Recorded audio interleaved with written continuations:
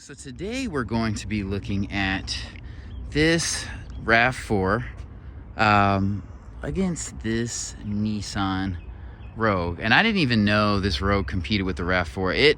I mistook it for a new Pathfinder because it looks kind of that big. And with this RAV4, it is a 2019 XLE Premium. So, you know, it is a nice trim. I probably wouldn't purchase this color. You know, it looks a little too youthful. I don't know. It just doesn't look as classy to me with this color. It's not a bad looking color. The vehicle looks good. I love the stance. It doesn't look cheap. It doesn't look toyish to me. I love the turn signal accents, the fog lamps. The wheels are 19s. So that's a good size, a good look. I love the rubber plastic around the wheel wells and in front of the grill because I feel that preserves paint.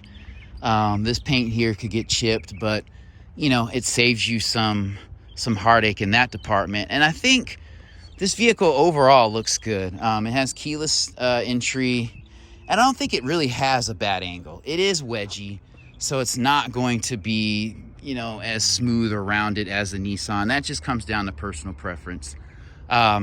And I will say, you know, it looks a little bit classier in a different color.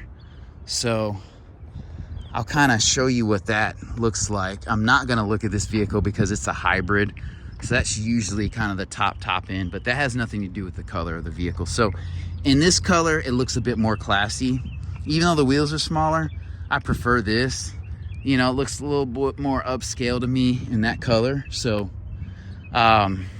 that's more of a color you would put on a subcompact car, if I'm being honest, in my opinion. But yeah, so comparing looks, I think it looks good. The fog lamps, they're not bad.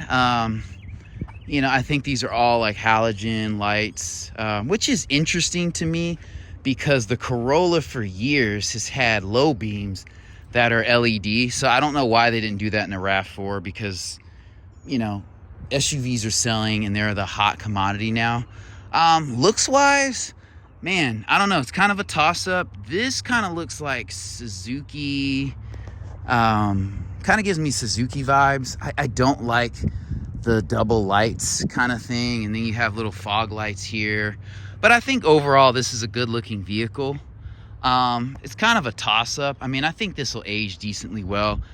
Just, I don't know, off of looks and stance. Honestly, I'd probably go with the Nissan. I know Toyota is the more storied brand, but this just has the space and it looks to have a bit more utility to me. And a Nissan's not going to fall apart. I mean, this one has smaller wheels, but I love the rubber on this. Actually, this does have 19s on it, so about the same. This is more of a rounded shape. Again, I like the rubber plastic thing we have going on around the wheels and bumpers. And this is an actual metal kick plate here. So that's super awesome. I would make this bumper all black if it were me, but this is an automatic tailgate and Nissan has like the smoothest motors ever. And so this is kind of chunky, but I mean, the space back here is just incredible. You know, this isn't a third row SUV, but this is a lot of space, like probably 33% more than the RAV4 without me looking at the RAV4. But you have a little bit of space under here. You can't put groceries down there, but you know, your groceries, golf clubs, soccer bags for the kids and everything will go fine back here. I think this would be a great vehicle for a family of 4. See a little Nissan first aid kit, which is very Euro-esque. These doors feel solid. You know, you even have window shades here. Soft touch. Well, actually, that's hard, but rubberized. Soft touch, soft touch, soft touch. I love these inlays. Like if you're doing fake inlays, just do them well. Make them darker. And I love this brushed texture here. So I think this is awesome. You could have kids and not have this vehicle be in too much danger. Sorry about the lighting, but you do have vents back here and climate control here. So that's dope. And then you also have, this is a 2021, but Nissan is really good with tech. So you have USB-C, USB-A. Cool. The doors close solidly. You do have a metallic tip on the end of this, which I love. And this shade feels good. You do have incandescent lighting here, which that's no big deal. This isn't a luxury vehicle. Even in here, like, the paint looks good. It's not half-aid. Visibility out the back is okay. That's kind of why you have a backup camera. That's an incandescent light, which is cool. You know, you have cup holders back here, which is dope. You have a map pocket in the seat. These are soft seat backs, but that's okay. Soft seat backs. But this inside is not leathered. It's kind of like a textured polyester, so it'll hold up well if something wet gets down here. I love that the carpeting starts here, so you're not damaging the leather as bad. You have good room back here. I cannot complain, especially with all the cargo room in the back. This is a super, super solid SUV spatially. I'm glad there's not a third row cram back there. I mean, this door is more the same. It opens wide. You know, your metallic trim here, soft touch. This is soft touch, soft touch, soft touch. So there's stitching here I like. This is soft touch here. It's a different material than this, so it should last a little bit longer in the sun. I love these standard vents. They seem super solid. Now vents seem to have, these fins are a little thinner than they were in the 90s, but they're probably more flexible and durable and better coated, so we'll believe that. I love, you know, the port options you have here. I wish we would just get rid of the cigarette lighter charger. I love the e-brake, the electronic e-brake. I like this. You have heated seats. I would like cooled seats if that was an option. I don't like this being stuck in the dash, but it doesn't look super tacky. These vents are well placed. These knobs are well placed. These seats are comfortable and have a good amount of bolstering. So I like that. This cup holder opens like that. You have, you know, a good amount of space in here. No charge ports. So this isn't a luxury SUV. The sunroof. Yeah, this is a pano roof. Super, super dope. I love that. I do not like this fog light that looks like it came out of like a 1990s Hyundai. This looks super, super cheap to me. This foggy white plastic, that should be banned and outlawed. You know, you do have a sliding visor here, so you can kind of put that and slide it. So I love that. This light here is incandescent, which is fine. And we'll get in the driver's seat and then we'll pop the hood real quick. Again, a very modern looking, I love the blacked out grille. Yeah, this is a solid aerodynamic looking vehicle. I would buy one of these, honestly. Yeah, it looks like you have radar cruise control, which is dope. I don't know what that is. Maybe pano cameras, because you do have cameras in the mirrors on this vehicle. So I don't understand how you have this cheap plastic in those cameras, but that's neither here nor there. This is an interesting place for stop start. I get it, because you don't want to have to lean over, so you can kind of lazily boop while you're messing with these. So that's pretty dope. Does this come on? Wow. No. Yeah. Wow. Okay. Flavors, no caffeine or energy blend. It's time to feast. The radio feels good. We'll cut that off. But yeah, this steering wheel feels good. It's kind of a flat bottom. That's dope. You have paddles here, which is cool. So yeah, this vehicle really lacks nothing. I don't know what this is, because maybe there's a heated steering wheel. I don't know. We'll take a look at the engine. You do have memory seats, so this is actually a nice SUV. Because my next vehicle is going to be an SUV. I don't know. This would be something I would strongly consider. Again, I don't have children, so if you have children, you have other things to consider. This is a 4-cylinder engine. It does have a CVT, so yeah. But this compartment doesn't look too bad. I'm glad it doesn't have a cover. That's okay. Engine compartments never looked good since 2010, or have not looked good since 2010 because of all the things, which we love. We love all the things, you know, radar, cruise control, all of that. We'll come back here. Unfortunately, I don't think I can open this tailgate. Actually, yes, I can. Yes, I can. So we'll start with it. I feel like these tailgates are made to go more up than out these days, which is very, very good. You see with the seats down, this has a ton of room back here.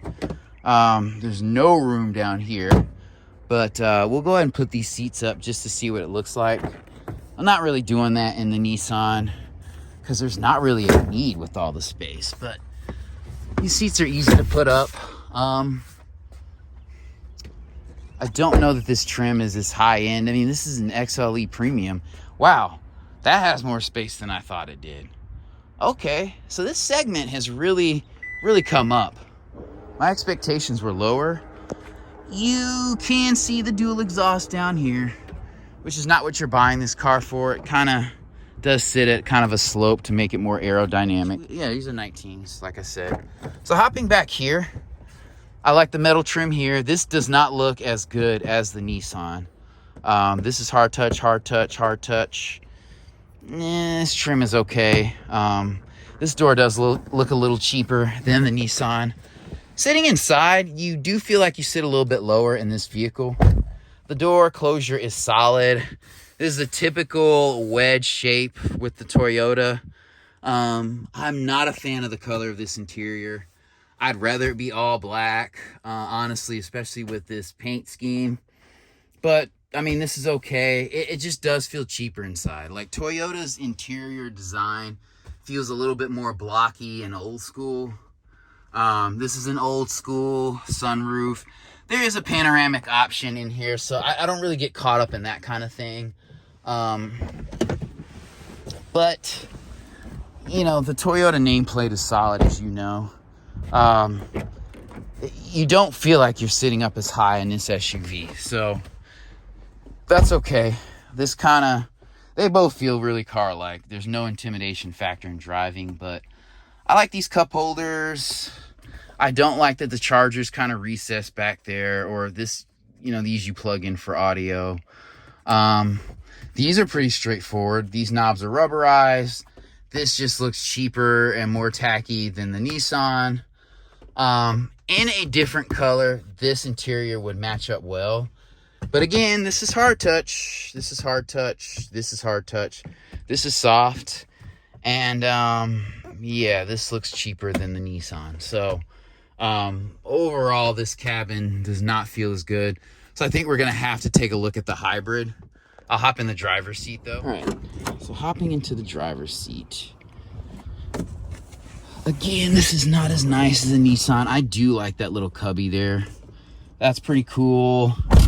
The door closure is solid. You do feel like you sit up and you can see over the hood. You feel like you're a little bit more sloped or steeped than the Nissan.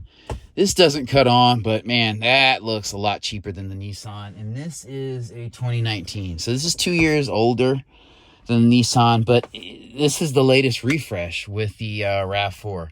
So I'll show you the hybrid one because I'm disappointed with this one, honestly. So this does have a 2.5 liter engine, 203 horsepower, 184 pound-feet of torque.